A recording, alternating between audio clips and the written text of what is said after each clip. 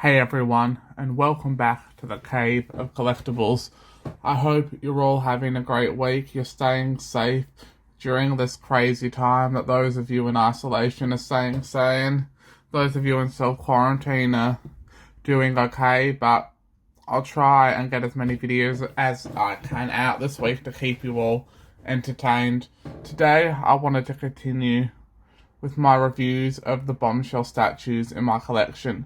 Today for you I have Mera, which is an absolutely incredible piece as you can see. But this is the box. It's slightly damaged, the box. An interesting story about the statue was when I ordered it, it came in the mail and it actually only came in one of the two polystyrene inserts. It didn't even come with that, what is it called, bubble wrap, and it was just banging around loose, and for something which was essentially loose in its packaging, it came in incredibly good condition. There's only one or two minor breaks or scrapes, but I'll show them to you when we get there. Incredible box. All the bombshell boxes are. You've got the art on the side. This is about 12 inches tall, so just over 30 centimeters. And designed by Antler Seal with the sculpt by Tim Miller, like a lot of the bombshell statues are. Some other ones on the back. I would love to try and get hold of that Hawkgirl one. That was a bit hard to find already when I started getting these bombshell statues, so the price has shot up drastically of that one. A side-on picture on the side of the box. The top of the box just has the logo with Mera, and on the bottom you can see that this is number 2153 of 5200. Let's get that out of the way.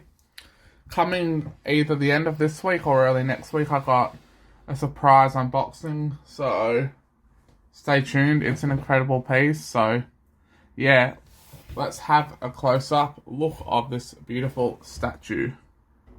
Let's start at the bottom and work our way up. Here is the little name tag, plate, whatever you want to call it. And that's where you can see the first bit of damage that came on the statue because it was loose in the box. There's a little bit of chipping there, but apart from that, from a distance, you can barely even tell. It's noticeable if you're looking for it, but if you're not really looking for it, it's hard to see. On the base here as well, it's an incredibly detailed base, unlike most of the other bombshell statues where it's just a silver bit of sheet metal, whatever it's called. It's got a bit more of a ornate base. You've got a starfish there and a sandcastle around at the back as well. There's some great colors in there, great texture, and I just find it's so small and simple, but it really makes the statue pop. The color contrast on this piece is incredible, by the way, though, as well, guys. Even as you can see down here at the feet, we've got the green, we've got the pink of the, what is that stuff called? Nail polish, and the pink flesh tones. It really pops. It really goes well. The paint app down here is a little bit messy, but overall, because we're zoomed in so close, a lot of the bits of poor paint application that you see really aren't as noticeable if you're standing further away. As we come up the legs here, you can see another little bit of the scraping when it was in the box, but it's not actually that noticeable in person. The camera makes it look a lot worse than what it is. Let's zoom out a little bit. As you can come up and see here, we've got like the sash, and there's some beautiful deep greens in Mera's costume as well here, which contrasts really well with the lighter green on the front and the gold. The paint application as we come up to her torso and chest is much better than what we see at the feet.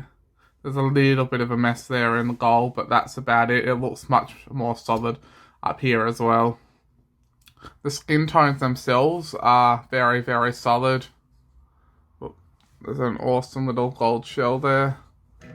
Some beautiful flesh tones there. Now this Trident is actually loose.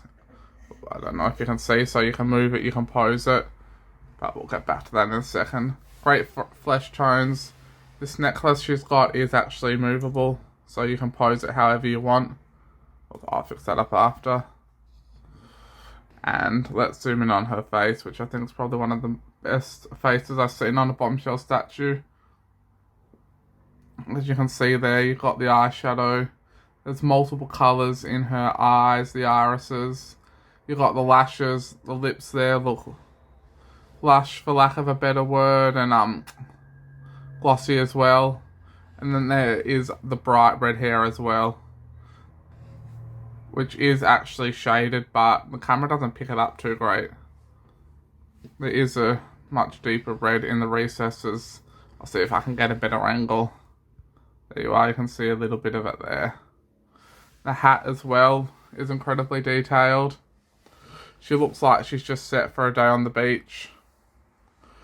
As you can see, the paint app on her other hand is much better than her toes. As we come around there, the gold bracelet. Now that line I never actually have noticed down there before, and I've had this statue a long time. That's interesting, it looks like a manufacturing fault. So come around the back and get a front on view. There we go, and we'll come over to the Trident now, which is a great piece. Fairly simple gold. Sorry, it's at the corner of the shot there. Fairly simple. Not much of the Trident, but it looks effective in the whole piece. Now, as we come out to take a look at the overall piece, you can see what a striking pose it is. Dynamic, flowing, and yeah, just plain awesome, especially with the Trident there. I reckon the Trident normally looks better when it's displayed like that. Sometimes it'll sort of go that way, but I don't know, that actually looks okay from the front, but I don't know, I think side on like that looks just that little bit more natural. I'm going to be fiddling that with all day to get it how I like it now. But even from this distance, you can pick up how solid the colours are. How awesome the green, almost scale mail is on the front of her costume. As you come down here, you can see how opaque the actual towel, satchel, sash, I don't know, what do you call that, is. Even from the back, you can actually sort of see the green at the bottom of her costume through there as well. The flesh tones through there too. That's actually pretty awesome. And as you flow up, as you come up, you can just see what a flowing, a dynamic piece this is. And back down to the base, it looks awesome on the shelves.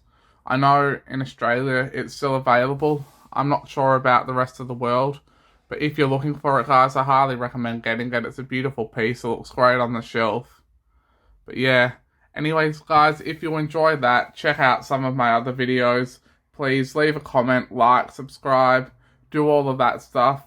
Take care, especially in this crazy time, and I'll see you all in the next video.